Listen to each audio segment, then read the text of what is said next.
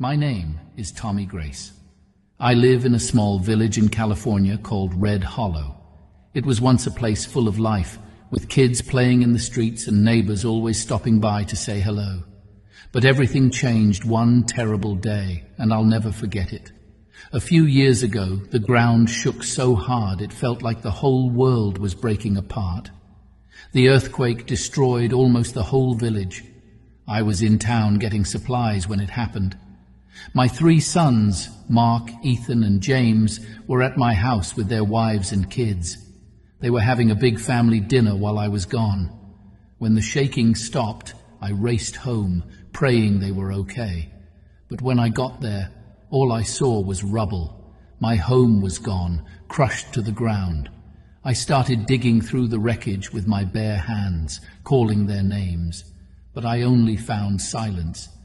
Then I found them, my sons, their wives, and even my sweet little grandkids, lifeless under the ruins. That day, I lost everything. My family was my whole world, and now they were gone. I didn't know how to keep living. The days after the earthquake felt like a blur. The town was full of people crying, trying to rebuild, but I didn't care about any of it.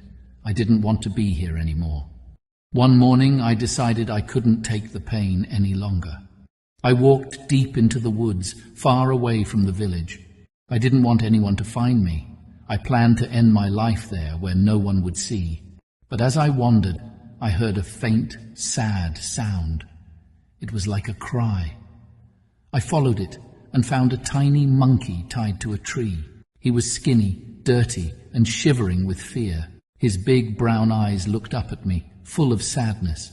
For a moment I forgot about my own pain. I couldn't leave him there like that.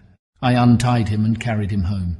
At first, the little monkey, who I named Buddy, was too scared to eat or let me come near him. He would hide in the corner and shake whenever I moved. But I knew what it was like to be scared and hurt, so I gave him time. Slowly, he started to trust me. One night, when I couldn't sleep, I found my father's old rusty violin, which had also managed to survive the earthquake. It was covered in dust, but I cleaned it up and strummed a few chords. I hadn't played in years, but the sound brought back memories of happier times.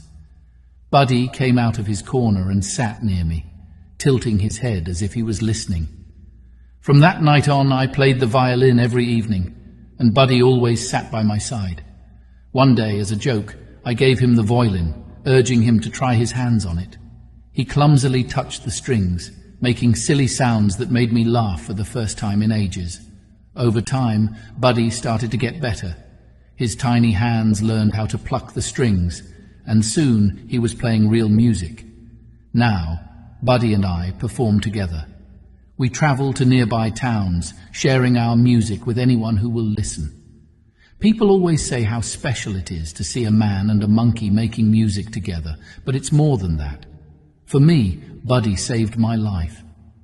On the day I planned to leave this world, he gave me a reason to keep going. Every song we play is a reminder that even when everything feels lost, there's still a chance for hope, love, and light. So when you see Buddy and me, know this: we are 2 broken souls who found each other in the darkest of times. And together, we chose to keep living one note at a time. To everyone out there who think they have lost everything, know that God has other better plans for you. Tonight, I'll allow Buddy to play 3 pieces and bless your evening. Listen and be encouraged. Thank you.